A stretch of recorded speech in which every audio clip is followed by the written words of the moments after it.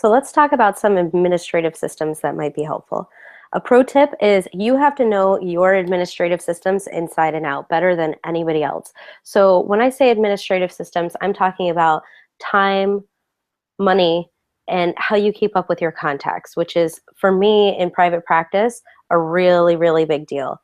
You need to know who you've met, what they do, when you met them, where you met them, and then any notes about their your conversations with them in regards to music therapy. So one thing that I do is whenever I meet somebody, if I'm doing a presentation or anything else where I might run into somebody talking about music therapy, I ask for their business card and I write notes on it. There's nothing that says you have to keep their business card nice and pretty. I don't. I will not. So most of the business cards that I keep look like a hot mess because I keep notes on them all the time.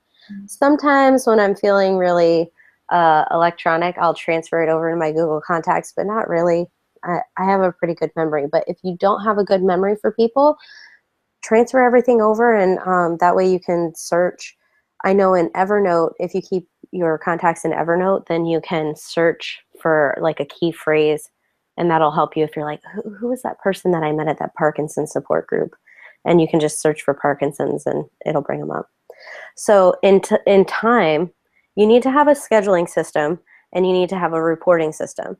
These are different for, okay, so scheduling systems are how do you manage your time and where do you fit your patients in? Reporting systems, if you're working for an employer, if you're working at a facility, you may have one that you already have to deal with. So time cards or something like that.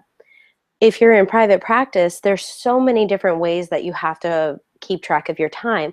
Sometimes you have to keep track of your time for when you've actually had patient contact, when you've done presentations, time spent in the car. Mileage is another way to keep track of time. So you need to come up with systems for that. If you want to know what I'm using, I'm happy to talk about that later, but mostly just these are things that you're going to want to think through when you're developing your own systems.